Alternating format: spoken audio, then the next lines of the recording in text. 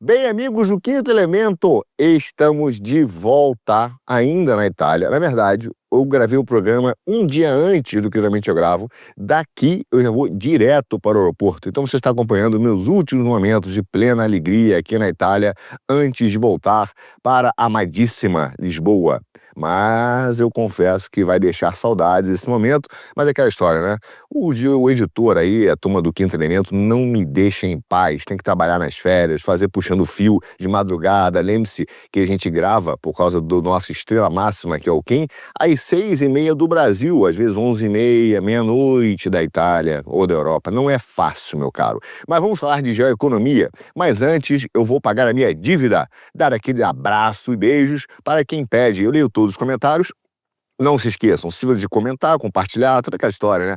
Fazer like. É importante porque ajuda a divulgar o nosso vídeo e crescer o nosso canal. Você já sabe disso.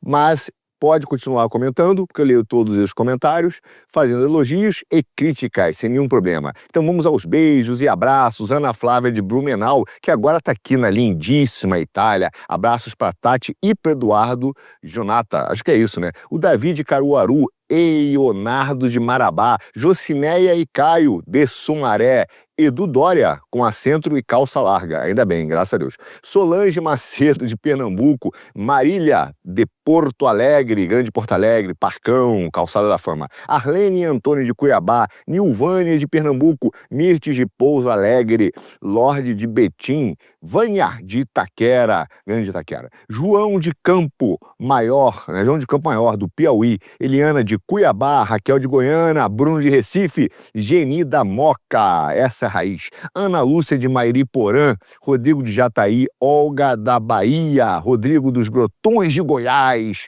e Luiz de Araras, também tem a Gleides, Simone de Foz do Iguaçu, Aldelônio de Roraima e a nossa Flávia, a grande Flávia, a fã número 1 do Geoeconomia. Um beijão para você especial que está sempre comentando. Geandre Fadre, Mônica de Ribeirão Preto, meu xará Arthur e Breno do Paraná, grande Jorge de Portugal e Jean Vera de Gravataí. Bom, agora vamos falar logo do que interessa. Ucrânia, meu caro. Ucrânia tem um batalhão especial que se tornou, de certa maneira, enorme, né? E isso aconteceu após a derrota do nazifascismo. O que aconteceu? As potências ocidentais, com os Estados Unidos, inclusive na vanguarda, começaram a recrutar quadros nazis para a indústria militar e para os serviços secretos. Já falamos isso no Geoeconomia. Eu estou lembrando aqui para vocês entenderem a profundidade das coisas que acontecerão no mundo. E essas forças policiais, esses caras foram inclusive para forças policiais e forças armadas. Inclusive, alguns foram para certos batalhões de guerrilha que a OTAN estava montando e monta ainda, caso como estratégia de defesa, caso ela seja atacada e perca de forma geral. Foi uma estratégia montada pelo Churchill, criar grupos de guerrilha paralelos à OTAN, mas submissos a ela, caso houvesse uma derrota na época da Segunda Guerra Mundial. Essa estratégia permanece até hoje. Na época, o Churchill chegou a falar: caso nós percamos a guerra, é hora de queimar a Europa. Ou seja, usar um terrorismo de Estado, de uma guerrilha de Estado, fazendo com diversas guerrilhas, movimentos de guerrilha civil, para acabar derrotando o sistema o nazismo, caso ganhasse. Enfim, houve certamente milhares de casos de contratação, então, desses nazistas para trabalhar dentro dos governos. Vou dar alguns exemplos que eu já disse no passado, mas vale a pena lembrar. Reinhard Gehlen chegou a ser chefe do serviço secreto militar da Alemanha nazista na Frente Leste, foi contratado. Klaus Barbie, que era o famoso carniceiro de Lyon, alto quadro da Gestapo. General Adolf Hausinger, chefe do departamento operacional do alto comando do exército da Alemanha nazista, que em 1961 foi nomeado presidente do Comitê Militar da OTAN. Entre os cientistas, por exemplo, os Estados Unidos recrutaram Werner von Braun, que desempenhou um papel importantíssimo no desenvolvimento do programa especial americano, e muitos outros nomes, importantes quadros da indústria de produção de armas químicas e biológicas, destinadas a ser usadas na guerra de extermínio contra a União Soviética, e depois utilizadas também em guerras promovidas pelos Estados Unidos contra vários povos do mundo. Esses caras foram contratados e foram recrutados enviados para trabalhar para esse novo serviço do mundo livre. Conta-se, aliás, vários membros que acabaram sendo de grupos nazistas e acabaram sendo incorporados dentro do exército ucraniano formalmente. Lembre-se que, dentro da história, batalhões nazistas, a Ucrânia sempre gostou do regime do Bigodinho e colaboraram inúmeras vezes com esse exército alemão, que era invasor. Eles ajudaram a perseguir e matar milhões de judeus e até mesmo cidadãos ucranianos que resistiam à ocupação alemã. Esses caras destruíram várias aldeias, que foram várias Guernicas, né? Várias Orador, várias Lidice, e foram acusados de participar na resistência a essa barbárie alemã. Um dos mais destacados foi Stepan Bandera, chefe de um grupo cujo objetivo político era de consolidar uma nova ordem étnica na Europa. Exatamente, Europa do Leste, óbvio, e destruir a sediosa influência judaico-bolchevique. O ódio aos russos e aos judeus vem de longe dentro de um determinado grupo ucraniano. Por isso, Bandera foi proclamado herói da Ucrânia pelo governo americano de Kiev e que está até hoje dentro desse batalhão a lutar contra a Rússia em defesa de certos princípios e valores europeus comuns. Para a Europa, calhou que essa sorte, né? Esses criminosos de guerra viraram heróis da liberdade. Eu digo isso porque exatamente quando eu estive em junho agora no Fórum de São Petersburgo, nós vimos e ouvimos diretamente de várias fontes sobre como o exército ucraniano foi dizimado.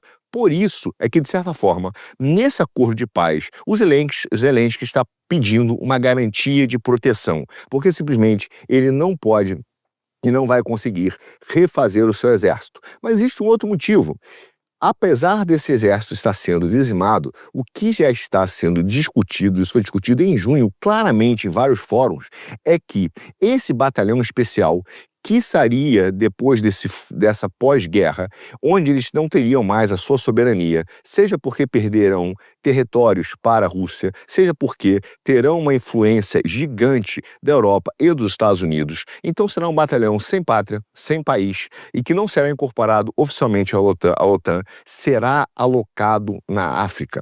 Veja, da mesma maneira, nós sabemos que existiu dentro da Rússia o grupo Wagner, onde o Prigozhin, inclusive, o famoso Prigozhin, foi morto, né? Morto, desculpem, foi um acidente, né? Um avião explodiu, casualmente. Bom, mas ele foi morto, quer dizer, um acidente. Mas esse batalhão, de repente, sumiu dos noticiários. Por quê? Na verdade, ele não sumiu. Ele foi alocado ainda na África, sob um novo comando, diretamente, respondendo diretamente ao exército russo, mas também alocado em lugares da América Latina, inclusive, mas não se limitando à Venezuela. Esse batalhão ucraniano, que também tem uma visão, um caráter de milícia, de batalhão especial nazista, já está sendo realocado para lutar na África. Veja, de igual maneira, como disse, esses grupos do Wagner e os ucranianos lutarão na África, mas o grupo Wagner já está dentro da América Latina. Inclusive, existem fábricas de armas construídas na Venezuela que são de interesse da Rússia, da China e dessas milícias de guerra profissionais. Veja, todo esse momento também interessa, de certa maneira, aos Estados Unidos, ou seja, mandar esses grupos ucranianos para a África é de interesse americano, porque enfrentará os cartéis, mas também terá um papel de ocupar espaços específicos que a gente já discutiu, de terras raras e commodities. Não por menos, meu caro, é importante entender o papel dos cartéis. Os cartéis sempre foram um braço também, uma espécie de milícia armada do setor financeiro globalista mundial. E isso é muito importante para compreender, porque grande parte da enorme lucratividade dos bancos, como eu já disse no passado, vem das operações permitidas de lavagem de dinheiro. Aliás, a realidade é que toda lei de lavagem de dinheiro no mundo significa uma coisa simples. Não é que eles estão combatendo a lavagem de dinheiro. O que tem por trás é garantir que o monopólio da lavagem de dinheiro pertença aos bancos. Tanto é que na história da humanidade, meu caro, você vê apreensões de cartéis, você vê operações lava-jato, operações contra a corrupção, mas os bancos, coitados, nunca tem nada a ver com isso. As empresas fecham, mas, por exemplo, o Banco Safra, na Suíça, faz um mero acordo e paga uma multa baseado na propina. Ou seja, enquanto empresas estratégicas fecham por corrupção, empresas bancárias nunca são fechadas. No máximo, eles fazem um acordo e pagam alguma multa. Isso aconteceu com o BES, isso aconteceu com o Credit Suisse em Paris, meu caro, e agora com o Safra na Suíça. Veja, haha, existe um grande motivo para isso. Os cartéis sempre tiveram uma relação muito próxima e muito íntima com os bancos. E o Trump e o novo modelo de inteligência americana sabe disso. Até porque o negócio global de cocaína, meu cara, está crescendo como nunca, nunca antes. Claro, o vício em drogas na Europa cresceu tão rápido nas últimas 2 décadas que ultrapassou os Estados Unidos como o maior mercado de cocaína. Enquanto os narcotraficantes agora estão virando conglomerados e, portanto, eles conquistam também novos usuários no Oriente Médio e na Ásia. Só que lotado de dinheiro, os cartéis da América Latina estão se diversificando das drogas para uma série de outras atividades criminosas. A produção de cocaína, ela é moldada também por uma espécie de geografia. Veja, a coca, que é a planta da cocaína, só pode crescer, meu caro, em um ambiente específico, concentrado, por exemplo, na região dos Andes, na América do Sul, no Peru, na Colômbia, na Bolívia. E são os únicos países que cultivam realmente a coca. Apesar disso, a produção está em alta, extremamente forte, graças, em grande parte, a esse aumento nas áreas cultivadas na Colômbia. Não por menos, meu caro, os últimos números da ONU mostraram que existem 25 milhões de usuários de cocaína em todo o mundo. Veja, existe uma política do vício, há uma ideologia do vício que se assenta, inclusive, na política liberal. Não se esqueça, eu sempre digo que o liberalismo não é apenas um erro econômico, mas é um erro antropológico. Ele parte do princípio que a sua vontade é o que vai definir a própria referência moral. O homem sem nenhuma restrição. Os anarcocapitalistas acabaram produzindo a teoria queer. Não se esqueçam disso. Porém, eles ainda defendem as pautas agora de desregulamentação das drogas, que é uma pauta dos bancos. Para quê? Para que esse grande universo de dinheiro e uma estrutura que ficou gigante, que é a indústria do vício, que também existem outros tripés, que são a indústria das drogas, a indústria dos jogos, por exemplo, das bets no Brasil, e a indústria da pornografia. Tudo isso mexe no mesmo modelo de vício. Então, esses caras hoje, através das pautas liberais, com o apoio dos grandes bancos, querem legalizar e fazer a maior lavagem do dinheiro no mundo, que é a legalização das drogas. Uma vez legalizado, tudo para trás deixou de ser crime. Não existe mais tráfico de drogas. E esses trilhões de dólares poderão, então, abastecer legalmente os grandes estados, que hoje só têm um grande objetivo: sugar o máximo de dinheiro do cidadão para garantir a sua tecnocracia, mesmo que tenha que se aliar e perdoar os cartéis. Os Estados Unidos, por exemplo, hoje, são um dos maiores destinos para essas remessas de cocaína, que chegam em grande parte através de rotas no Oceano Pacífico. A Europa, por sua vez, também, meu caro, é um grande e enorme consumidor e está recebendo entregas, principalmente da Venezuela e do Brasil. E alguns lugares da África e parte da Ásia estão impulsionando o crescimento de novos usuários de cocaína no mundo. O custo financeiro, meu caro, do comércio de cocaína também vem com um custo humano enorme, destruição das famílias, de vidas. Mas a cocaína, que costumava ser a droga mais comumente usada em overdose, está ficando suave, né? Agora, nós vemos que o maior número de mortes relacionadas à cocaína ocorre nos Estados Unidos, seguindo também pela França, Canadá, Reino Unido e Brasil.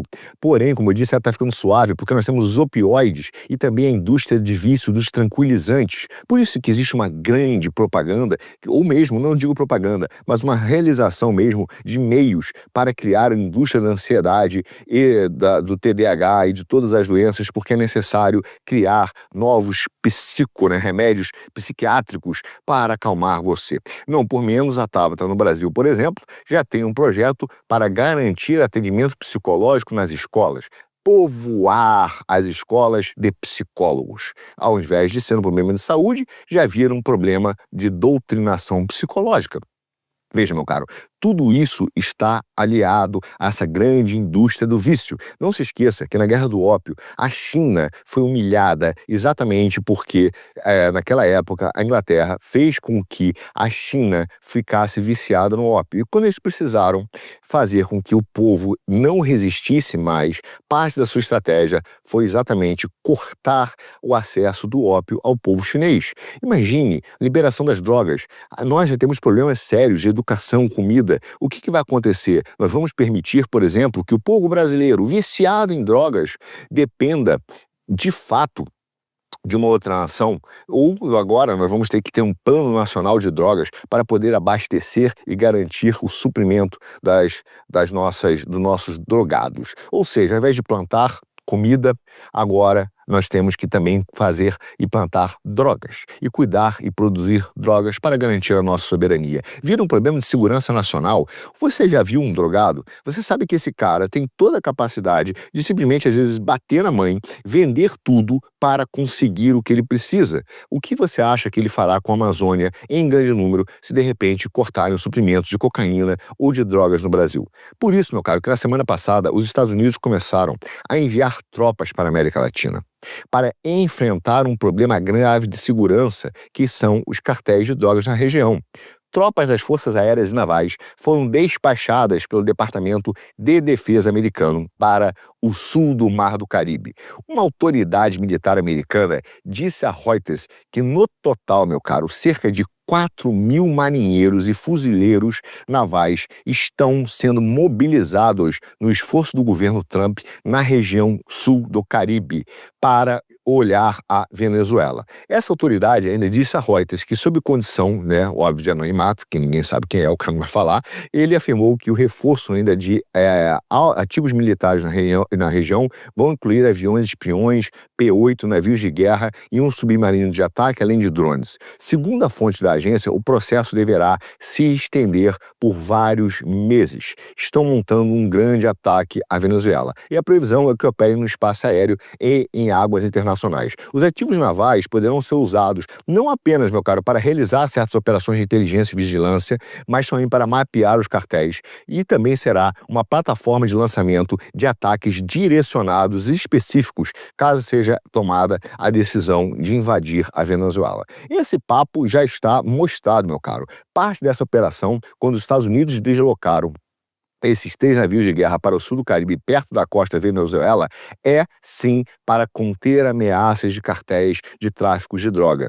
E também irá, obviamente, pressionar cada vez mais o governo Maduro e fará isso por dentro. Eu já falo como. Mas o governo americano também aumentou para cerca de 50 milhões de dólares a recompensa oferecida pela cabeça, por informações, aliás, que levem à captura do Maduro. É óbvio, meu caro, que a Venezuela virou um narco-estado. Eles não estão errados nisso. Maduro lidera o cartel de drogas, sim, e é um dos maiores narcotraficantes do mundo. E esse é um risco para o Brasil, tá, meu caro? Que esse sistema, onde o PCC, o Comando Vermelho, tem ocupado não só mais as ruas, não só dominado as ruas do Brasil, mas negócios, gás, aplicativos de trânsito, meu caro. Então, em vários negócios, eles formaram um narco-estado, já um estado dentro do Brasil. O problema é que daqui a pouco esse estado vai ser maior do que o próprio Brasil. Já estão no judiciário, já estão no executivo, já estão nas empresas. Como reação, obviamente, o Nicolás Maduro anunciou na segunda-feira uma mobilização gigante, 4,5 milhões de milicianos. Um número enorme em resposta ao que chamou de ameaça dos Estados Unidos. Veja, ele na mesma hora disse que ia ativar um plano especial para garantir a cobertura com mais de 4,5 milhões de milicianos de todo o território nacional. Tudo isso, na verdade, para encarar as Forças Armadas Americanas. Meu caro, esse cara vai jogar pessoas comuns. Não existe treinar 4,5 milhões de pessoas. A Venezuela não tem esse exército. Ele vai se esconder através de um escudo humano. Essa milícia bolivariana, ela é composta, na verdade, esses 5 milhões de pessoas, de reservistas, senhores, pessoas que nem nunca lutaram em nenhuma guerra. Veja uma foto que saiu do Globo, velhinhas. Ele foi criado pelo ex-presidente Hugo Chávez, que, como todo bom ditador, ele se esconde através da lei e da força. Um dos 5, né, componentes dessa Força Armada Nacional Bolivariana foi criada como um apoio de defesa da nação, mas é o apoio do próprio Maduro. É claro que houve uma mudança. O problema é que Maduro já mudou um pouco o discurso. E por quê?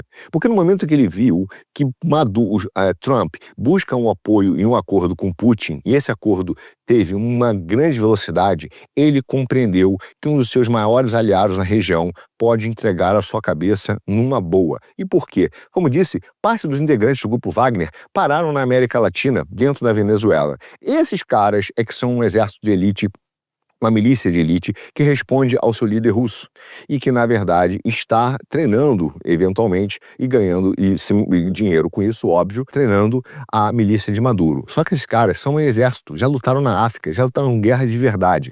E a realidade, meu cara, é que se Maduro perde o apoio da Rússia, Putin autorizaria a sua milícia, fingindo que é o povo, matar e eliminar o Nicolás Maduro e não vai ou prendê-lo e mandá-lo para os Estados Unidos para servir de exemplo a uma pena duríssima. Mas a tendência maior, considerando a história dos Estados Unidos nessa atuação, como fez com Saddam Hussein, Gaddafi e tantos outros, é eliminar Nicolás Maduro como se o próprio povo fizesse. Tá? E, obviamente, o Grupo Wagner e a traição do Grupo Wagner, ou não a traição, né, mas a mudança de perspectiva russa, seria perfeita para os Estados Unidos. Ele apenas cerca a Venezuela, começa a atuar a longa distância e deixa que o próprio Grupo Wagner termine o serviço sujo.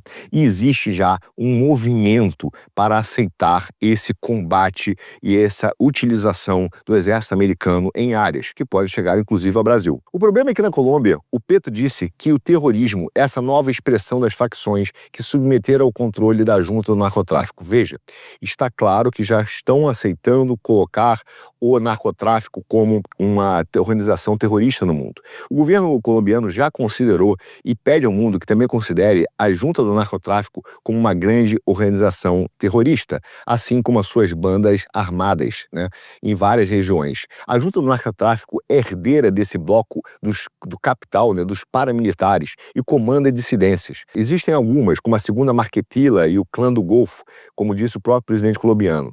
Veja, existiram atentados. Outro atentado ocorreu em Amalfi, cerca de 370 quilômetros de Bogotá. Na cidade, um helicóptero da polícia foi atacado com um drone, exatamente como fizeram também no Rio de Janeiro, no Brasil. Inclusive, o narcotráfico já tem drones que vieram da Ucrânia. Veja como essas coisas estão interligadas. Como esses drones chegaram no Brasil? Como esses drones chegaram e essas armas chegam na América Latina? Obviamente, com o apoio e financiamento dos grandes bancos de uma cadeia de logística globalista neoliberal que foi montada para suprir a cadeia de fornecimento global. O atentado resultou, meu caro, na morte de policiais, mais ou menos 8, e tantos outros 8 ficaram feridos. A Europa tiveram 2 incendiários em aeroportos. Existe um terrorismo de Estado que já foi explicado, que é uma linha de atuação da OTAN, uma linha de guerrilha. A ideia dos tecnocratas era gerar um medo e uma necessidade de ação de tal maneira que as pessoas aceitem cada vez mais abrir mão da sua liberdade por uma segurança. E esse é o grande objetivo da OTAN e dessas pequenas guerrilhas e dos cartéis. Sempre que o governo quer implantar alguma coisa, tipo o controle do PIX, ele diz é para combater o crime organizado. E cada vez mais o crime organizado se torna gigantesco. E por que não combate? Na verdade, não existe nenhuma relação. O objetivo de controle é para apenas garantir que você perca cada vez mais a sua liberdade e implementem uma grande tecnocracia. A guerra contra os cartéis, meu amigo, vai exigir sim uma força militar americana, mas também o uso de forças militares, grupos de guerrilha de outros países, entende? Parte do exército da elite da Ucrânia irá para a África. A construção midiática da narrativa já está justificando essa guerra. Recentemente, o Financial Times fez uma série de reportagens falando do tamanho do tráfico de minérios e de drogas na África, na Amazônia e na Síria. É óbvio que isso gera um clima de urgência e necessidade, uma ação imediata. Essa é uma tática conhecida. Inclusive, né, eles já até batizaram os narcomineiros. Mas o fato é que existe uma economia subterrânea brutal, meu amigo, onde milhões de pessoas, milhares, né, trabalham ilegalmente em minas desativadas em toda a África. principalmente na África do Sul, que já foram mais lucrativas no mundo, mas hoje são dominados por cartéis que lutam por esse controle. Há uma mini-guerra acontecendo sim no subsolo sul-africano e existe um problema de segurança e mineração, algo absolutamente estratégico. Essa turma já está usando explosivos improvisados e lutando entre si pelo domínio dessas áreas. É o lado negro dessa corrida do ouro do século XXI. À medida que esses grupos, vão se organizando em toda a África e no sudeste da Ásia e na Amazônia, o fato é que eles têm se unido para fazer mineração ilícita, transportar drogas e tantos outros negócios. O valor do ouro, meu caro, triplicou na última década, e mais de um quarto somente nesse início do ano. Obviamente, os investidores estão buscando uma nova proteção monetária, como já falamos, por causa de tensões geopolíticas. O fato é que esse metal, que é fácil de ser lavado nos grandes centros de comércio e refino do mundo, tem um ativo e tem um valor adicional. Porque no momento, por exemplo, o petróleo, você consegue fazer uma análise e dizer esse petróleo é russo, mesmo que ele seja mais ou menos batizado, como acontece no Brasil e na Turquia, mas o ouro não. Esse comércio é muito difícil. E sabe quem é o maior lavador e recebedor desse ouro do mundo que vem de contrabando? Os Emirados Árabes Unidos. Sim, meu caro, comércio e refino, mas também a Suíça. Esses caras se transformaram num grande imã do recebimento de mineração e de ouro do mundo. Veja, e tudo isso funciona e atende os maiores grupos armados do mundo. Por exemplo, como o Clã del Golfo, que é o maior grupo armado da Colômbia. Até os lados em guerra, também esses caras financiam, por exemplo, a guerra civil do Sudão. Nós estamos vendo uma grande utilização e uma briga que equivale a dezenas de bilhões de dólares, afirmando então que esses grupos hoje de crime organizado já estão incorporados nas grandes cadeias de suprimento global. Isso é importante para você entender. Ou seja, o globalismo e a globalização e essa amplitude, essa globalização das cadeias de suprimento permitiram uma integração do crime também nessas cadeias de suprimento. No ano passado, a organização, por exemplo, que se chama SwissAd, ela estimou que 435 toneladas de ouro, que é o equivalente a 31 bilhões de dólares, já foram contrabandeados da África apenas em 2022, que é o dobro do volume de uma década. No Peru, o maior produtor de ouro da América do Sul, por exemplo, o regulador financeiro já estimou que mais de 40% dos 15 bilhões em exportação foram ilegais. São empresas criminosas que estão lucrando com o comércio de ouro e até mais do que com a própria droga. Veja, esse é o grande problema que nós estamos sendo vistos. E esse é um comércio, amigo, enorme. Se você for a Dubai, por exemplo, já existe o souk, o mercado de ouro, que é praticamente, sem brincadeira, é um enorme shopping center. É gigante, uma área enorme em que se negocia ouro o tempo todo. Joias, ouro bruto, joias, relógios, tudo, dinheiro à vista. É uma área enorme que, obviamente, acaba mobilizando o mercado negro e ajudando a desenvolver esse tipo de coisa na América do Sul.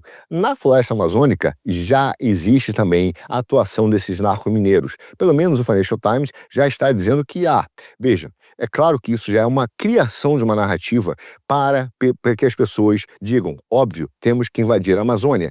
Não é por menos. Esse movimento é um movimento dúbio, porque ele tem sido apoiado por vários grupos internacionais. Veja, de um ponto de vista, os liberais, os bancos, utilizam essa cadeia logística global e as estruturas de lavagem de dinheiro global para financiar as suas operações financeiras.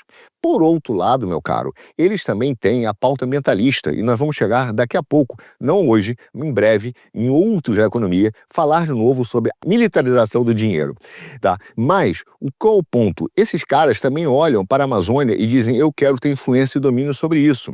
Por outro lado, outros países soberanos também já veem os nossos recursos como algo importante. Por mais que esses caras compitam, nesse aspecto, dominar áreas estratégicas é uma pauta comum, não uma pauta comum que eles gostem, é um objetivo estratégico que tem que ser atingido. Por isso é que nós vamos ver pessoas e agentes falarem disso de uma forma meio, não escondida, mas clara e aparentemente paradoxal. Exemplo, Barroso, que já disse que precisa de ajuda para combater o crime organizado na Amazônia. Ajuda de quem, meu caro? Grupos, então, desses crimes organizados já chegaram na Amazônia e estão em busca de cocaína, e usando territórios remotos como esconderijo para grandes laboratórios de droga e corredores do tráfico. Isso é conhecido e, de fato, tem acontecido. Existem diversas ações que estão mostrando que as turmas estão indo para tráfico e explorar o ouro dentro da floresta tropical brasileira. Já existe uma atividade, às vezes de pequena escala, ou média escala, que não é autorizado dentro da Amazônia. A atividade é vital, meu caro. Por exemplo, existe a capital não oficial da lavagem de dinheiro, que é Itaituba. Todos sabem disso, né? Mas ninguém acha. Por que será? Não é verdade? Só que essas autoridades, de certa forma no Brasil, têm sido coniventes com isso e aproveitado as áreas indígenas para garantir que não se possa invadir ou tocar nessas áreas. Porém, traficantes de drogas e membros do PCC e do Comando Vermelho do Rio já invadiram essas áreas, óbvio, e nos últimos anos começaram a fornecer de tudo lá dentro, desde segurança, armas para acampamentos e até envolvimento direto em algumas operações de mineração. O diretor da Amazônia e Meio Ambiente da Polícia Federal já afirmou, inclusive afirmou para o jornal, que traficantes de cocaínas e garimpeiros estão utilizando essa logística sim, inclusive aeronaves e leves e até pistas de pouso clandestinas para garantir o tráfico de drogas e ouro. Esses garimpeiros hoje estão cada vez, meu caro, mais armados, assim como nas favelas brasileiras, com rifles AK-47, metralhadoras e grande arsenal de arma. Ou seja, não conseguimos mais combater essas grandes máfias sem apoio da polícia, sem apoio externo. E essa é uma realidade, sem um apoio militar. E recentemente, várias vezes, políticos liberais têm dito o seguinte: não usem o exército brasileiro para combater o tráfico de drogas. Não é o treinamento. Sabe quem disse isso? Tarcísio, recentemente. Ou seja, se o exército brasileiro não consegue e não pode combater esses narcos mineradores, se o Brasil, a Polícia Federal, é incapaz de conseguir hoje enfrentar esses caras, porque inclusive existe uma cultura do tráfico e com apoio do judiciário, quem combaterá? Eles estão abrindo caminho para exatamente um grupo militar externo invada a Amazônia e acabe combatendo esses caras.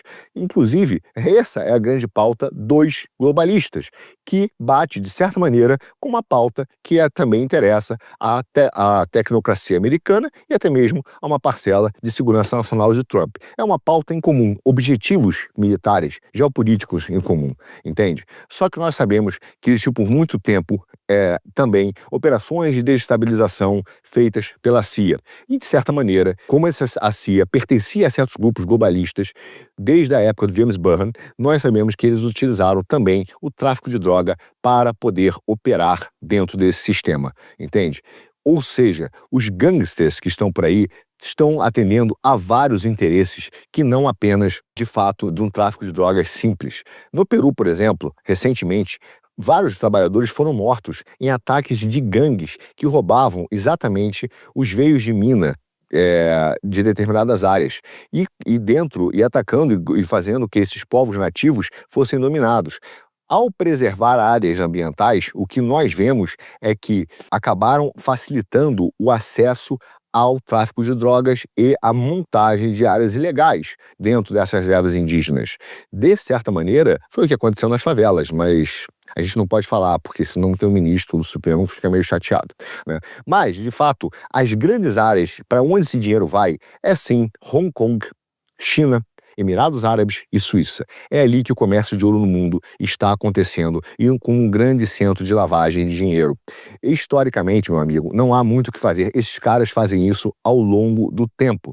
A gente hoje já percebeu que a Suíça, por exemplo, tem uma das maiores reservas de ouro do mundo, assim como os Estados Unidos. Mas Suíça e Emirados Árabes têm trabalhado em conjunto e têm recebido e sido fonte desse grande fluxo financeiro. É claro que os Estados Unidos olham isso já preocupados com o papel dos Emirados Árabes e dos Emirates, que negociam exatamente esse ouro e cujo dinheiro, depois de lavado, vai para áreas como Suíça e Reino Unido. As barragens de ouro, as barras de ouro, meu amigo, são idênticas, portanto é impossível você ter uma fonte de origem dizendo que aquela origem, aquele ouro vem daquele lugar e não de outro, como eu disse, como acontece com o petróleo. Então, eles até dizem, né, que tem aumentado a fiscalização e inspeção, mas é muito difícil você conseguir administrar isso quando você tem ouro vindo da África, de conflitos do Brasil e de outras regiões, misturados com ouro da própria Ásia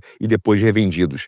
O controle é muito complexo. Agora, por causa disso, também interessa que a África vive em conflito. Não é por menos que vários desses países, inclusive os Emirados Árabes, já foram acusados no passado de fomentar e financiar conflitos na África para poder garantir acesso a determinadas reservas de ouro, onde essas riquezas naturais, né, acabam abundando de certa maneira, mas tudo uma mineração ilícita. Veja, a África do Sul já foi a maior produtora de alvo do mundo, né, de ouro, né, e ela hoje tem uma criminalidade desenfreada. Essas minas que foram desativadas, né, dos mineiros Zama-Zama, por exemplo, que estão empobrecidos, ou mesmo em Moçambique, agora estão sendo alvo de mineração ilegal e de cada vez mais trabalho escravo.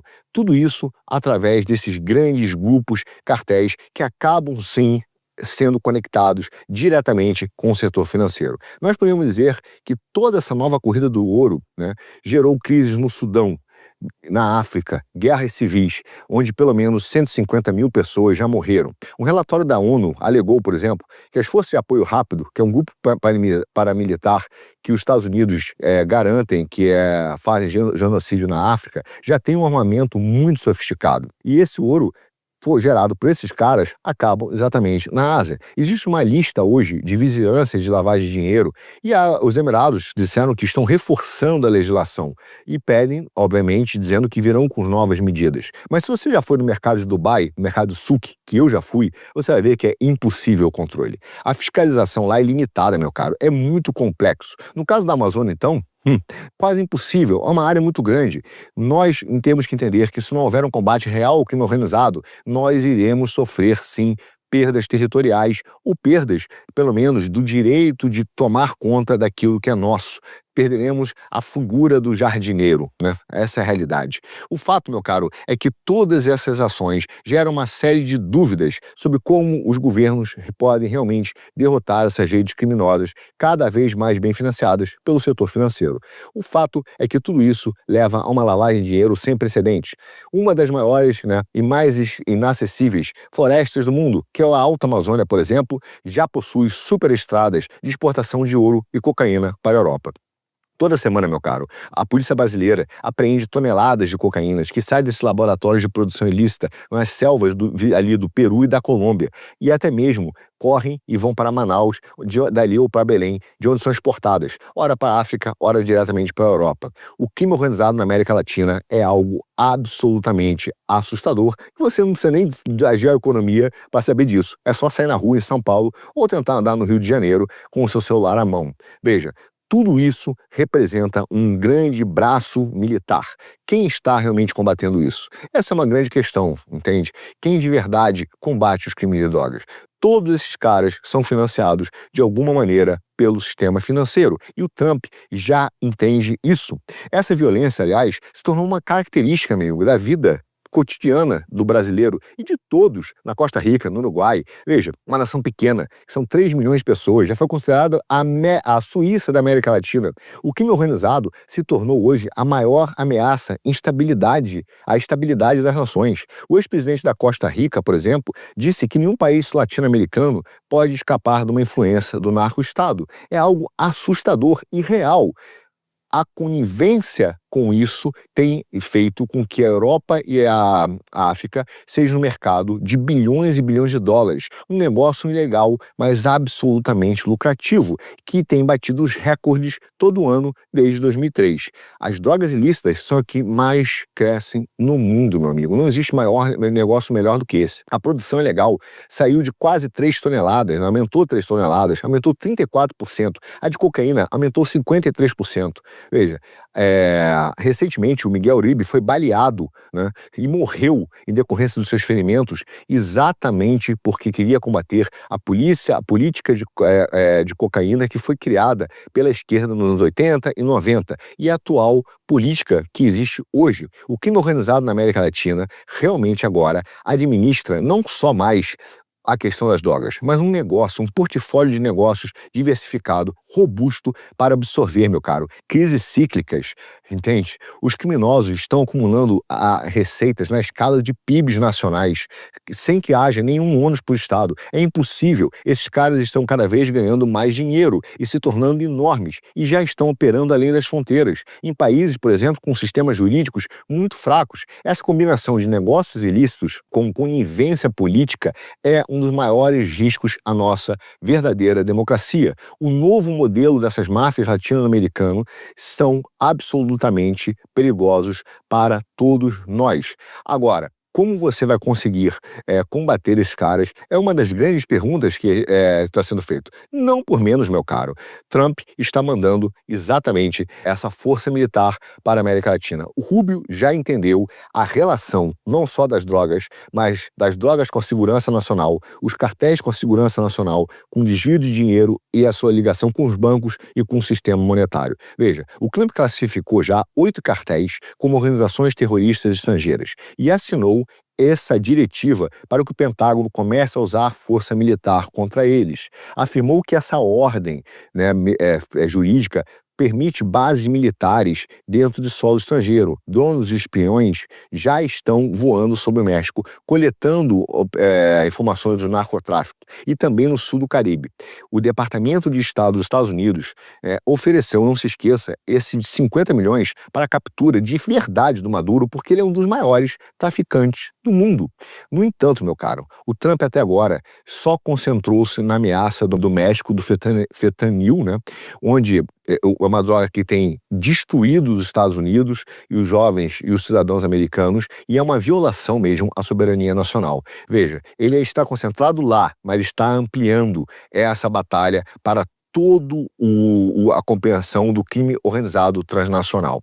E isso é uma questão, sim, geopolítica e estratégica de guerra. Os últimos 5 anos, meu caro, foram coletivamente os mais violentos da história.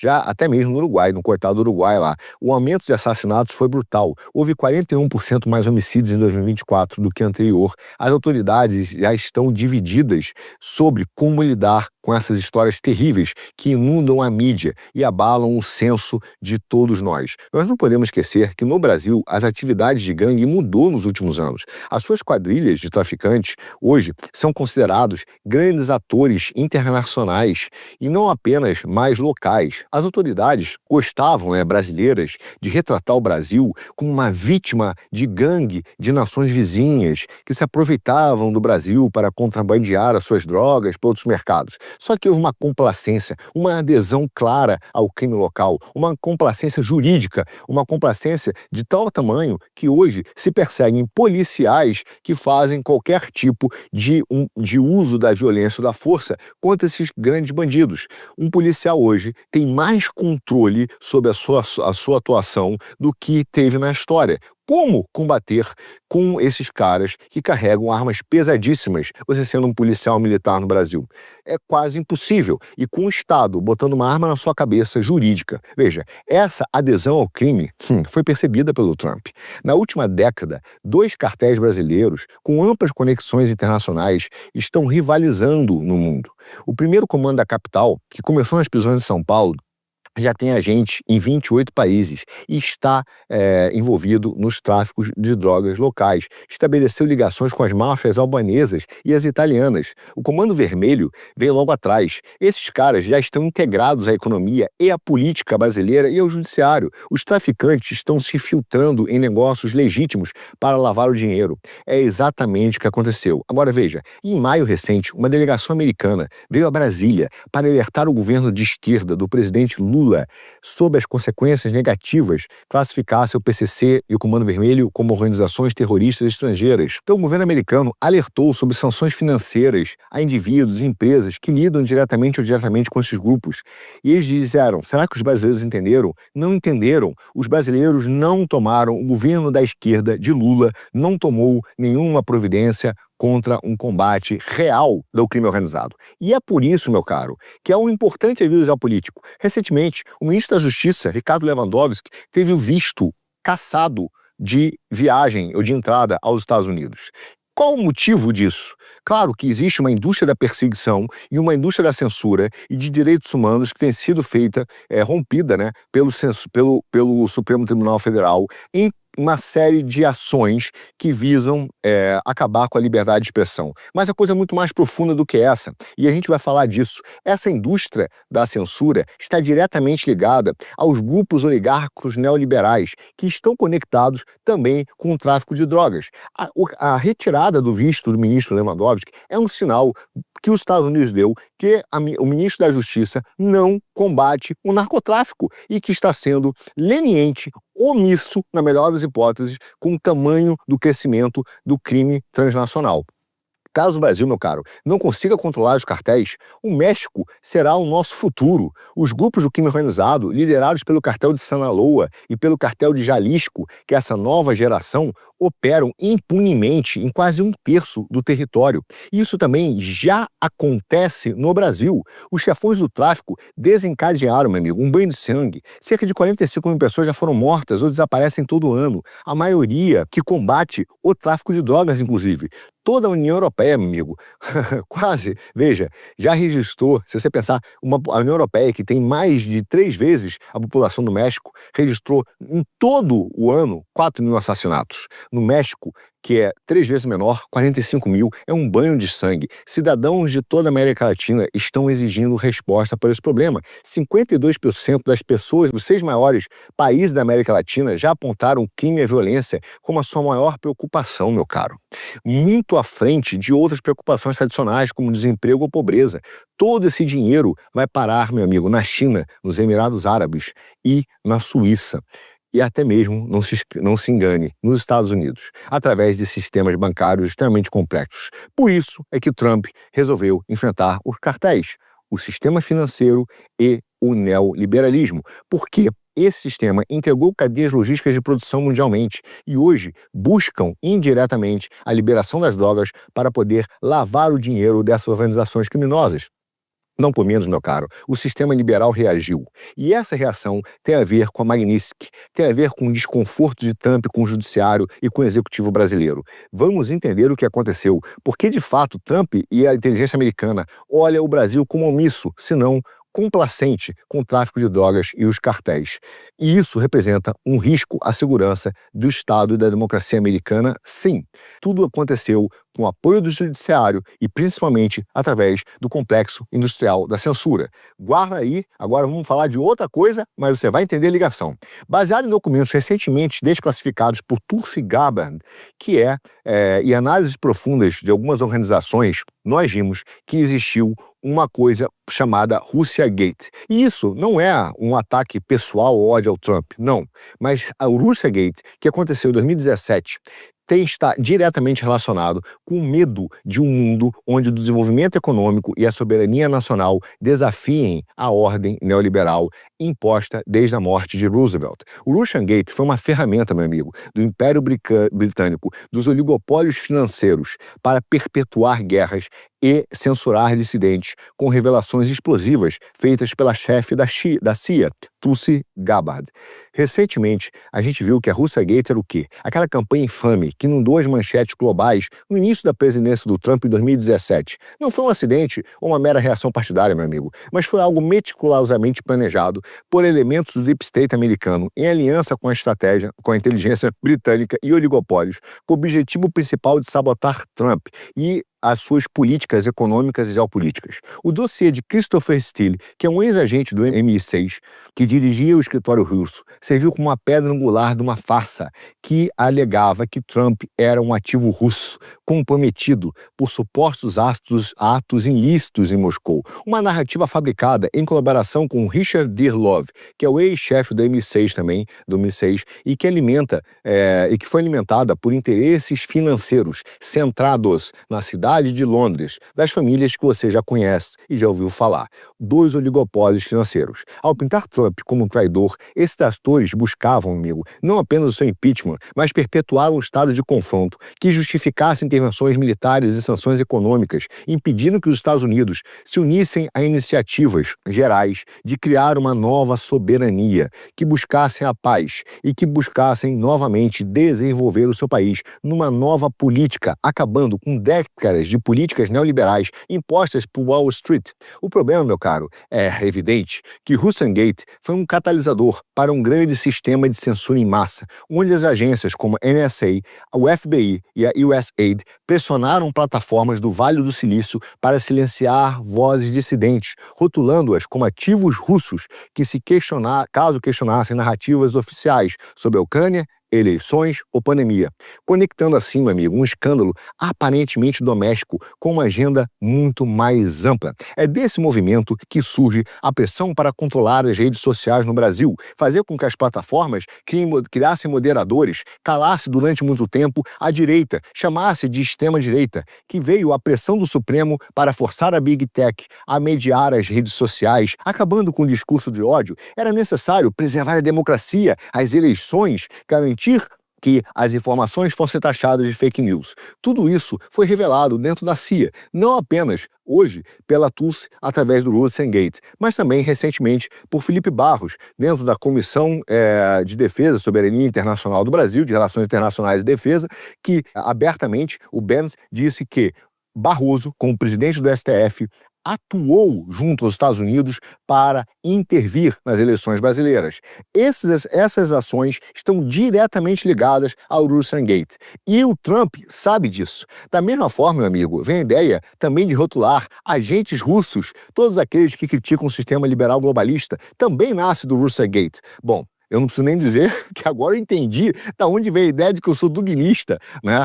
E exatamente, também surge de onde? De pessoas neoliberais que defendem o liberalismo. Nada é por acaso, meu caro. Essa agenda se materializou através, do suposto hack russo do Comitê Nacional Democrata, falsamente atribuída ao GRU russo, que supostamente vazou e-mails para o Wikileaks para expor a manipulação interna contra Bernie Sanders e favorecer Hillary Clinton. No entanto, meu caro, análises independentes foram feitas e mostraram que a transferência de dados que eles falaram era impossível e é que alguém colocou um USB interno, apontando então um grande inside job.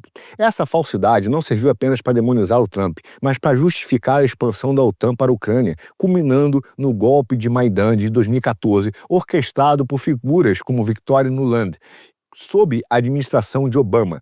Tudo para usar a Ucrânia como proxy em uma guerra contra a Rússia, que hoje revela sua verdadeira natureza. Uma operação liderada pela inteligência americana, pela inteligência britânica, junto com grandes oligopólios financeiros, que são dominados por essas empresas financeiras para enfraquecer países e prevenir alianças que desafiariam a ordem liberal rentista. Meu caro, a conexão semântica é claro. Russiagate não é um ato isolado, mas é um capítulo em uma longa guerra contra médias empresas e países soberanos, onde o neoliberalismo, encarnado em economistas como Hayek e Friedman, que promove um Deus ausente, na verdade o livre mercado, que justifica a exploração global e rejeita o potencial criativo humano inerente a sistemas como o de Alexander Hamilton, baseado em infraestruturas massivas e desenvolvimento tecnológico. As revelações recentes da CIA, da diretora de inteligência nacional, da administração Trump, iluminam essa escuridão, meu caro, desclassificando documentos que expõem toda essa grande farsa, que sabiam que o dossiê, desde o início, era uma completa falsidade, cheio de abelha aqui hoje, meu cara. A situação é crítica, até abelha, né? Deve ser mandada pelos liberais, hein? Atenção. Mas todo esse relatório tinha um objetivo, fabricar um consenso de inteligência que incluísse alegações infundadas de interferência estrangeira. Esses documentos mostraram que analistas dentro da NSA e da divisão cibernética do FBI duvidaram da narrativa do hack russo, já que não havia evidências concretas sobre a invasão e a transferência de informação. O que sugere, meu caro, manipulação interna por meio de programas como o Marble Framework da CIA, que é capaz de falsificar impressões digitais cibernéticas para atribuir ataques a qualquer nação. Da mesma maneira, a CIA veio influenciar as eleições brasileiras em conluio com a Suprema Corte Brasileira e por intermédio de Luiz Roberto Barroso do STF, e criou um cenário de censura e perseguição que era a extensão do grande plano do Deep State americano. O Trump já rastreou esses movimentos. Tem fontes do Deep State americano e globalista dentro dos Estados Unidos, mas aos seus braços, ao longo de outros países, e que geram problemas para a segurança americana. Refletindo sobre o papel, né, desse Gabbard, com seu pano de fundo aí de operações de informações de guerra psicológica na Guarda Nacional, surge a questão de saber realmente qual é a profundidade do Deep State americano, que já assassinou o presidente, derrubou o governo nos lugares remotos e acaba criando uma aliança bipartidária e que é também um dos grandes braços do famoso e que você já conhece Teatro das Tesouras. A lógica, meu caro, foi para um entendimento mais amplo. A Russiagate não apenas atacou Trump, mas estabeleceu as bases para o complexo industrial da censura, onde agências como a CISA, né, o FBI e o USAID pressionaram empresas de tecnologia para rotular e censurar qualquer um que questionasse as narrativas oficiais.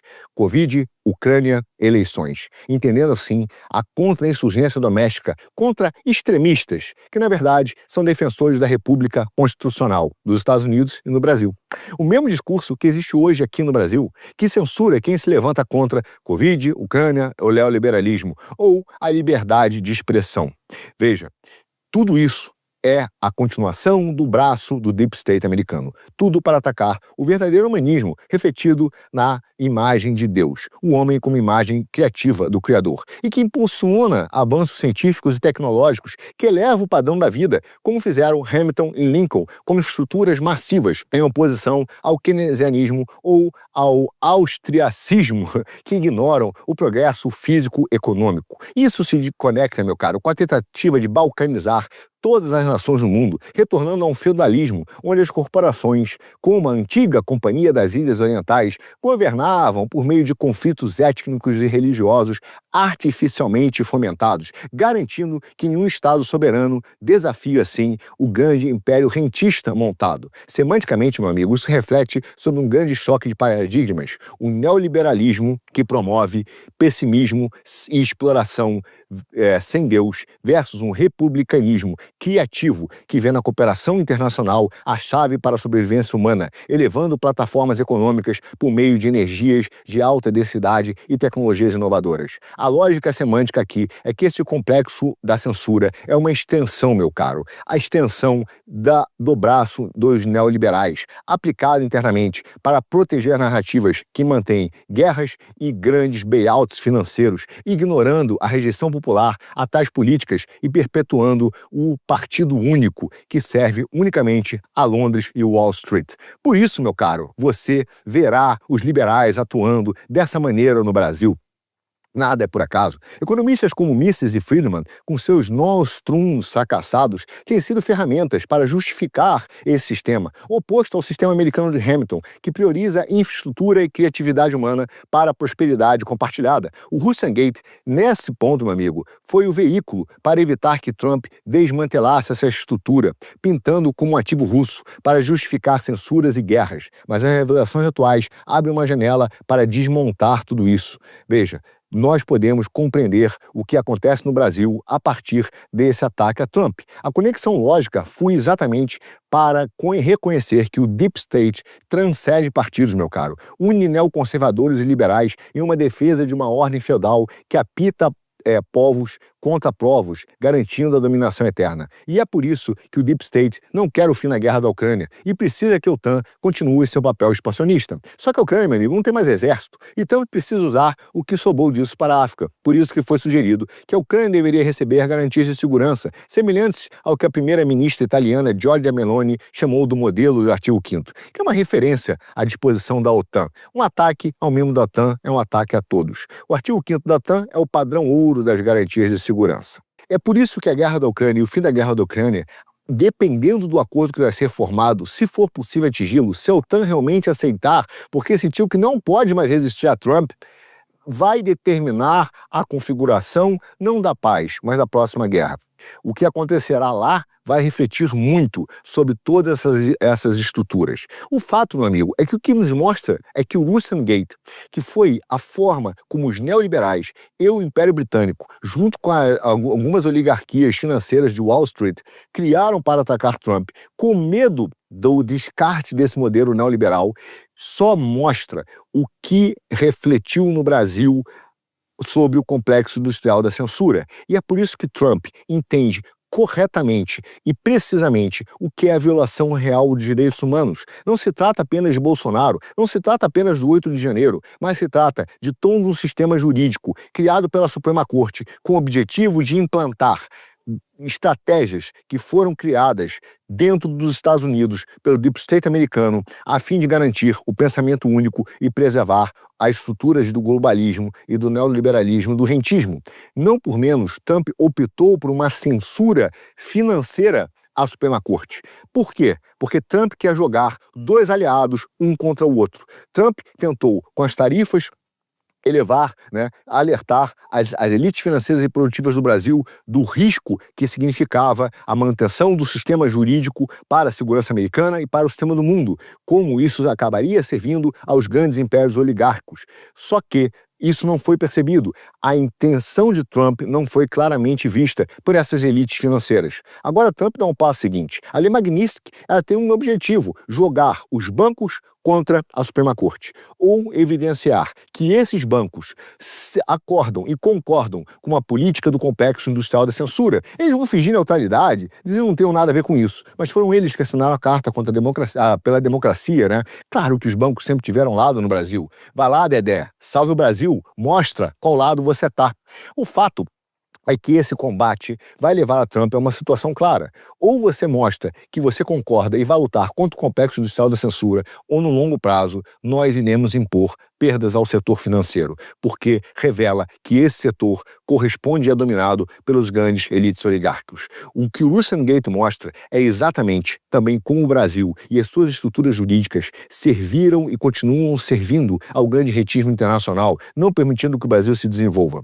E é a partir daí, Trump e Rubio têm uma clara visão, junto com a atual diretora da CIA, que é necessário desarmar esses braços. É uma guerra extremamente complexa. Esses caras dominaram a globalização, o mundo, desde 1990. Começa um plano desde 1970, resolvem destruir o complexo industrial, a economia industrial, a economia física, desde 1960. Ou seja, há um planejamento claro de domínio, de tecnocracia. O que acontece hoje é exatamente o rompimento. E é por isso que Trump tem atuado nessas três frentes. Atuado contra os cartéis, que é o braço financeiro dos grandes bancos. Não se iludam quando falam de combate à corrupção, lavagem de dinheiro. Ninguém quer de fato prender os cartéis. Eles querem prender empresários e banqueiros que colocam em risco exatamente esse grande rentismo que domina. Mas Trump quer enfrentar esse sistema, os cartéis, que são os verdadeiros braços do neoliberalismo dos bancos. Ao mesmo tempo, ele entende que as Supremas Cortes foram braços desse sistema neoliberal, como foi previsto na teoria neoliberal mesmo, do colóquio de Lippmann e da Sociedade de Montpellier. Esses caras contaram com as cortes como agentes desse plano. E o que Trump faz hoje é combater esse braço de financiamento indireto, que é o narcotráfico. os cartéis. Ao mesmo tempo, olha para as grandes reservas, é óbvio, de energia. E, ao mesmo tempo, quer também mostrar que o complexo industrial da censura não é apenas um ataque à liberdade de expressão, mas é uma forma, através do controle da liberdade de expressão, impor o pensamento único e manter uma forma, uma infraestrutura mental que garanta o poder aos grandes oligopólios que estão no Império Britânico e no Deep State americano. Meu caro, é isso que acontece, é isso que está por trás da Lei Magnitsky e da pressão que o Trump exerce sobre a Suprema Corte brasileira e sobre os bancos. Portanto, meu caro, agora, se isso vai dar certo ou não, você já sabe, será assunto para o próximo não, um dos próximos GE Economia.